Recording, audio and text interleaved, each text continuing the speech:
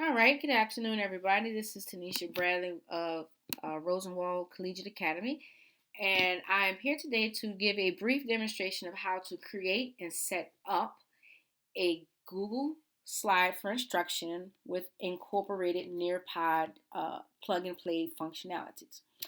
Just to let you know, in preparation, it helps to make sure that you have most of your Google, the actual slide already set up. This is ultra helpful in the event that there is a malfunction and the Nearpod app is not working at capacity or is down. At least you have a backup of your lesson that you can work on with your class. But Nearpod is so awesome. Let's get into it. What I would do is first go to add-ons, and I already have the Nearpod added to my Google account.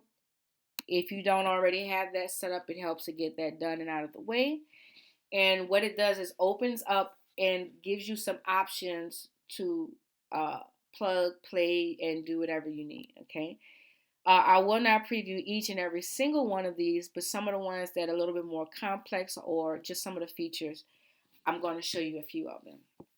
Okay, so let's just say after I do my objectives, I want to do a collaborate board as a do now. To open discussion, I'm going to be introducing a new topic. The theme that we did for this video here, I used los colores en español. So one cool thing is the do now, and I might ask a question. What is your favorite color? And share an image to express yourself. All right. Whatever it is you want them to do, you can pick the different themes of looks of how you want it to be. I myself am a big fan of this blue one and also this yellow one. We're going to go with blue for today. And voila, it's like that. And what will happen is as students are responding in the collaborate board, you can opt to just let everything come up on the board without discretion. You can opt to be able to screen through. You can opt to display names or not display names. There are a few variety of options here. Let's say that you want to provide a document. It might be homework, it might be notes, it might be a PDF file or something for them to look at. Okay, I'm going to show you how to integrate a Google Doc. First, make sure that you've shared access so that all students will be able to see it. Simply copy the address from the address bar and enter that into the URL here. Okay, you can test the link just to make sure that what you put in is what you meant. You know how sometimes you go back into Canvas and students have uploaded the work to the wrong assignment or to the wrong class into your module. Okay, so you can always double check the link. Heads up, this does not work well with Flash sites. So like Conjuguemos, things like that with a lot of plug and plays. It may not work well, but it works excellent with integrating Google Docs into your work. Okay.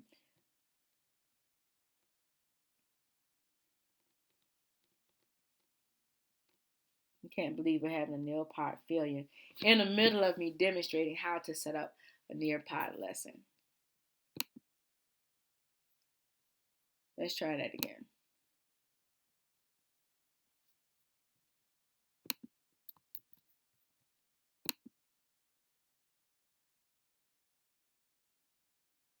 Sometimes that happens.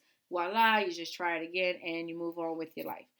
Okay, let's just say one of the things that I want to do is also I like to use the video function a lot.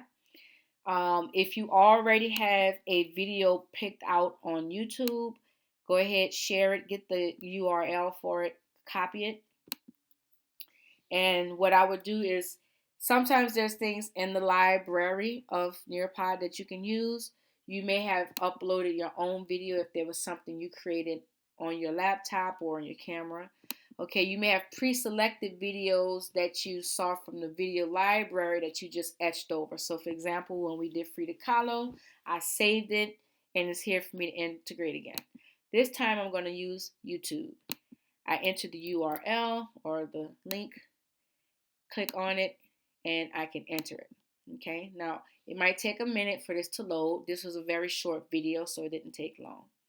Do know that if you pick videos that are excessively long, it have long intros, long outros, or you only wanted them to see a segment of it, you can use this trim button to shorten a video if you so desire.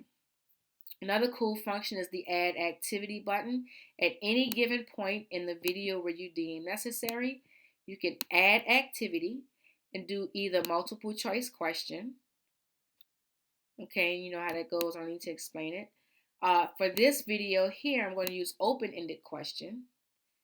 Okay, I had already done a question, but I forgot I had hit that YouTube thing. Okay, so for example, ¿cuál es tu color favorito?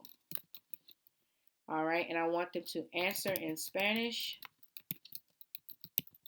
preferably in a complete sentence. After reviewing that video, I feel like this should be the takeaway that I want students to grab. Pay attention to where that was placed in your video. It normally goes where you want. For some reason, they didn't do that just now, but pay attention to where you have the dot placed, okay? When you save it, that's what you do.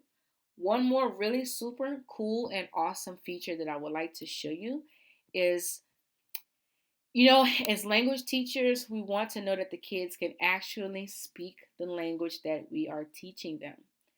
And with all of the issues that we have right now with technology, functionality, kids getting bumped in and out, cameras malfunctioning, what I like is that students have the option to record their voice.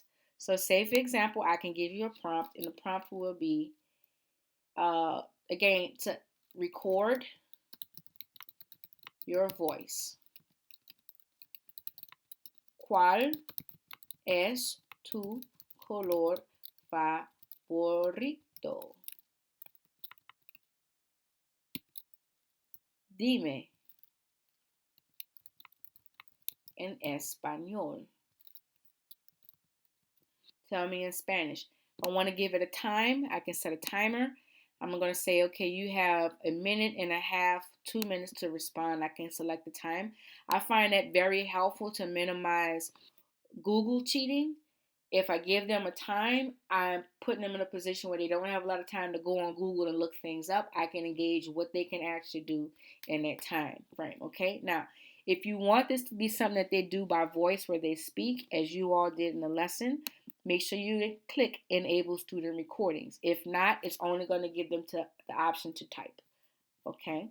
I might highlight the question so that it stands out and it's easier on the eyes to process.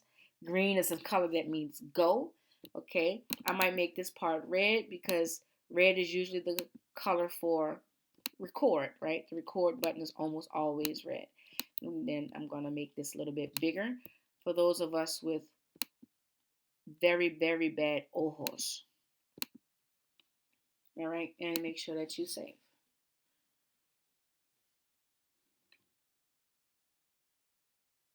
Okay, very cool. There are a lot of different functions that you can play around with, many of which have been demonstrated to you in this practice session. I just wanted to give you a demonstration of how to make this work in practical and awesome ways that you can use in your class every day.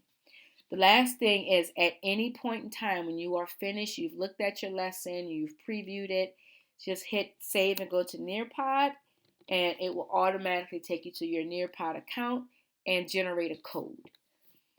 Now mine says saving, so pay attention to this one here. You can do live participation when you're starting your class and everyone's coming in. You can give them the live code, or you can give them the option to do the student paste.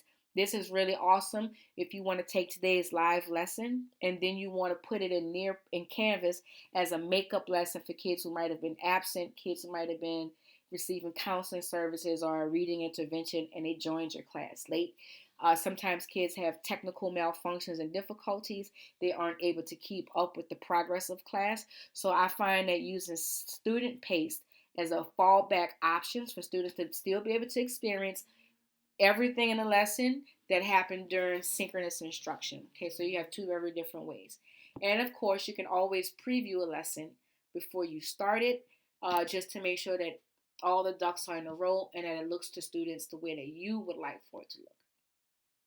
This here concludes my recording of how to use Nearpod. Please, if you have any questions, suggestions, or feedback, drop it in the Zoom chat. Thank you for paying attention. Have a good day. Hasta luego.